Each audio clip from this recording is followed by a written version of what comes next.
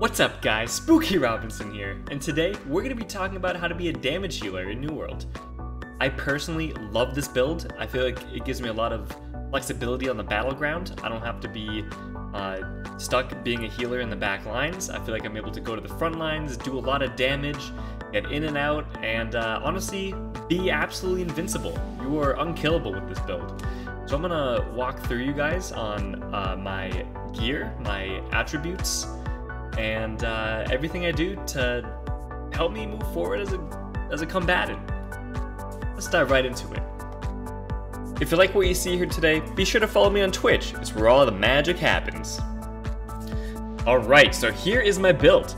I have 3 main abilities that I use, and those abilities are Sacred Ground, Light's Embrace, and Beacon.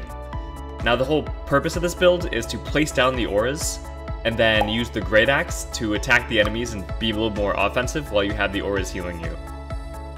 And I'm going to start with talking about the talents I like, and then I'm going to talk about the talents I dislike. So we're going to start with Sacred Ground. I think Sacred Ground is actually your best ability in this tree. And this creates an area on the ground that lasts for 15 seconds and heals for 20% weapon damage every second. And the reason why I like this is, obviously, you can stay mobile, you can heal while you're still being offensive. So you're standing in the Sacred Ground, you have your Great Axe out, and you're smashing the enemy, you're still getting healed every single second. And the buffs that come along with Sacred Ground are really good too. And let's talk about Holy Ground and Blessed. So Holy Ground increases your stamina and mana regen by 100% while you're standing in it. And the reason why this is really good, particularly for PvP, is it will increase how long you can last on the battlefield. And mana regen 100%, phenomenal. Absolutely phenomenal, because you still get that in combat. And the stamina, I'll get to the stamina in a second, but I'll talk about it a little bit right now. The reason why it's really good is because after you dodge or bend light, your heals are 20% more effective for 5 seconds. So if you just dodge, you don't even have to dodge anything. You just have to do the dodge, and your healing is increased by 20%, which is absolutely OP. The relationship between Holy Ground and bend light is insane. And so the stamina regen obviously allows you to do dodging more. You can dodge more as long as you're within the Holy Ground. The next talent I want to talk about here is Blessed. And Blessed is really good because it's a straight 50% buff, right? Like that's a no-brainer. A 50% healing buff to allies. So if you're out in the world PvPing, this is a great one. This could save a life.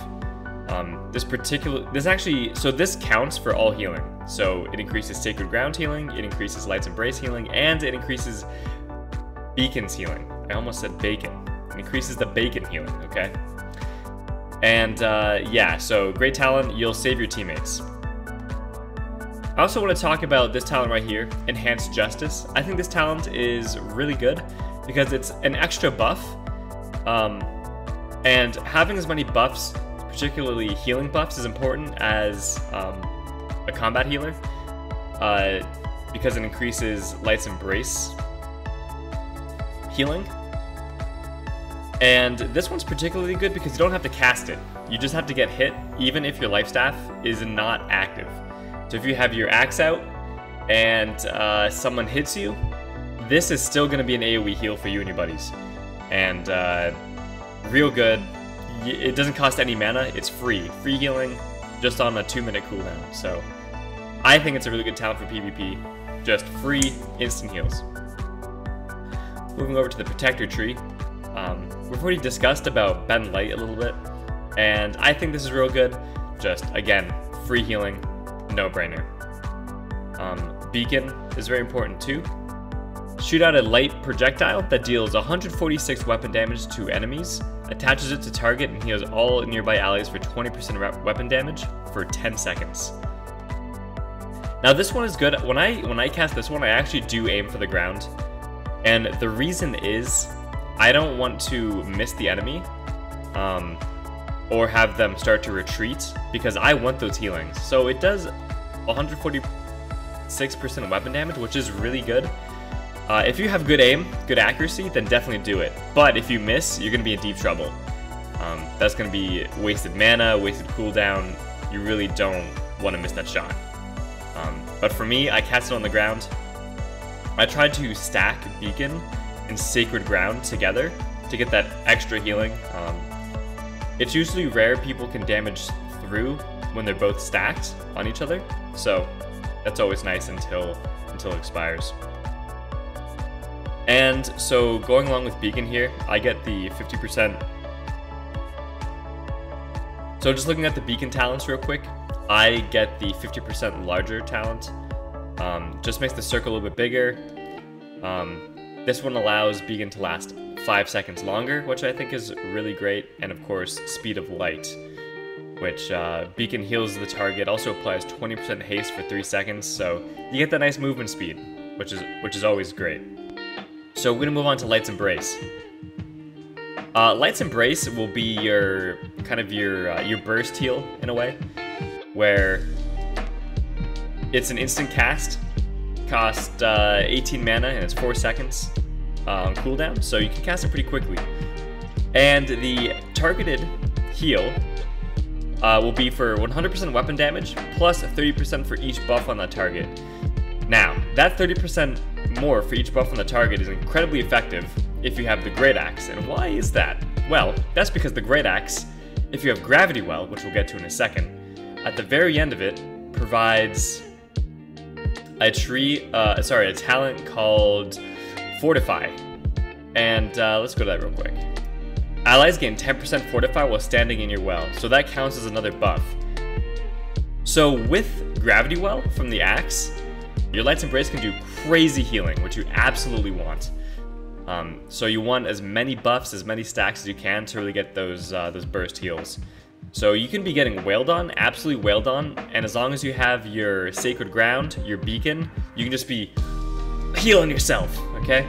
And you can't be killed. So we'll talk about the talents that help out Light's Embrace here. And Inspire, when you heal a target with Light's Embrace, target receives 25 stamina, real good. This also includes yourself, so if you need more stamina, you're literally converting healing. You're converting mana to stamina. Connection. When you heal a target with Light's Embrace, gain 1% of your max mana for each buff your target has. Also real good, also counts as yourself too, so if you have a lot of buffs, you'll be getting lots of more mana. So you really make sure you're standing in those circles and giving yourself mana. Magnify, of course, the last thing on the talent tree. Very good ability. When you heal with Light's Embrace, extend life stat buff by 2 seconds. So literally, the more you heal with Light's Embrace, the longer these buffs are going to stack. The more buffs you have active, the better your heals are. It's a big cycle. You'll want to keep feeding into it. I also like to get Spirits United, just to give the party a little 3% mana regen here. And Glowing Focus, pretty essential too, because again, increasing the duration of those buffs by 20%, and the longer those buffs are out, the more buffs you have active, the better off you're gonna be in the fight. You're gonna last a long time. And really what this build is about is duration. You want the battle to last a long time. You're all about drawing out the battle as long as you can. So a talent I actually don't like that a lot of people definitely like is Blissful Touch. And I don't like Blissful Touch for a few reasons. One, it doesn't self-heal, so you can't heal yourself with it. And even if you could, it would be not great. So let's talk about your allies being clobbered on the battlefield, getting absolutely smashed, and you're trying to heal them with your 20% weapon damage. First of all, there's a change that happened about a week ago, so recently, where now you have to actually, the bolt has to pass through your ally, so it has to actually go through your ally. So you have to be accurate. Second, this isn't enough healing to save someone's life in PvP, because if they get a crit or they just do a heavy swing, they're gonna be toasted. So you're better off just taking out your Great Axe and just start smashing that damage, smashing down the enemy, because Blissful Touch is not gonna cut it. Alright, next up, I'm going to be talking about the Great Axe. And again, the purpose of this build is duration. You want to last as long as you can in the battle, prolong the fight as long as you can. So the talents I went with here, that I currently play with, are all about trying to self-heal, escape, or control what's going on in the field. So the 3 abilities I get, the first one, Gravity Well from the Mauler tree. I get Reap from the Reaper tree, and of course Charge. And Charge I use to give me some mobility. Reaper I like to, if the enemy tries to escape the circles, you can pull them back into the healing circles, so you can continue to fight them. And then Gravity Well, because it's a great CC. If there's multiple enemies or just one, you can bring them back into the center of the circle or back into the area where you're fighting. And yeah, so let me start with Reap and what we're doing here. I like to go with the increased range. The range is good because the actual default Reap range is not good at all. So I think the Collector is a must. I think Hunger is a great one. 30% of the damage done by Reap isn't that great, but this counts if you get multiple enemies. So if you get one enemy with Reap, 30% of the damage done by Reap, not that great. But let's say there's 2 or 3, that's going to be quite a bit of healing. So again, it's going to give you that sustain, enabling you to last longer in combat. The spin attack is nice, but get that little extra damage. Critical gains is great as well because, again, this gives you the sustain that's great for this kind of playstyle. 10% of the damage done by any crit, so, you know, that will present you quite a bit of healing in a long fight. Frustration is a great talent too.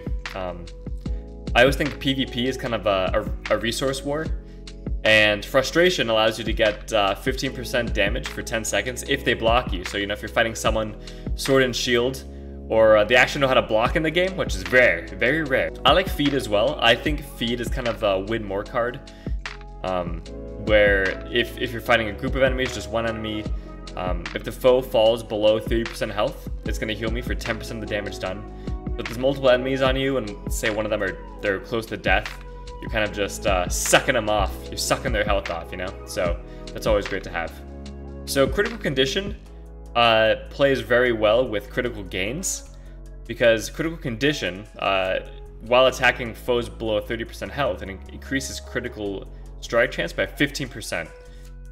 And if you get more crits, then the more heals you get. So these two will present you with that sustain that I've been talking about, which you absolutely want for PvP. And then of course, Bloodlust, I think is really good. You move 30% faster, do 15% more damage while looking at a foe within 15 meters. Which of course, you get some damage, you get some more speed. So if you're trying to catch up to an enemy that has a bunch of escapes, you can, you know, Bloodlust will provide you with the speed you need to catch up. Now, like I said, with Gravity Well, very good ability. I think it's one of the best in the Mauler tree, if not the best, and particularly for PvP. So increased burst damage by 10% for each foe caught in the vortex, which is all right. But the main talent here that you really want is this Unyielding, and like I said before, this will stack with the Life Staff. So allies will gain 10% Fortify while staying in your well. This is another buff, so this will work with Light's Embrace. So if you can get them within your well, your Sacred Ground, and the Beacon, and then you cast Light's Embrace to you or an ally, that's going to be quite a bit of healing. That will get any target up to full health.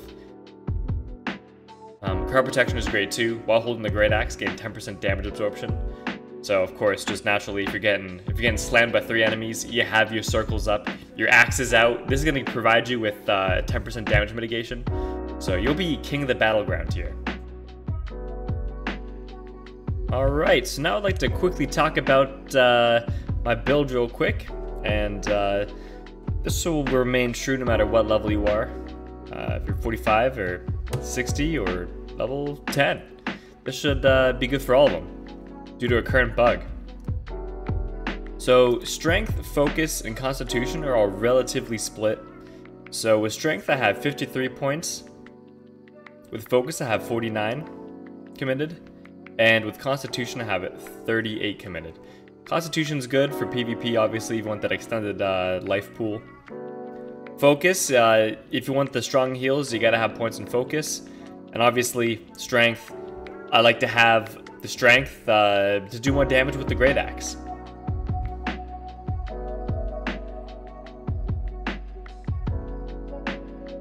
Now, a lot of players like to add the Arboreal Gem to their life staff, but the issue is with that gem right now is that it's actually bugged.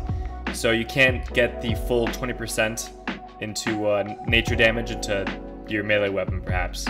So yeah, right now, don't use the gem. But if the gem was working, I'll talk about that in another video.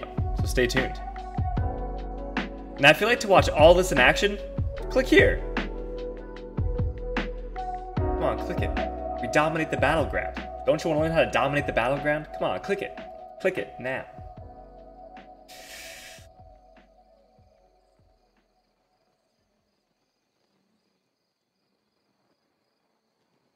Click today. Alright, I'll catch you in the next one. Thanks for watching. Like and subscribe. See you over on Twitch.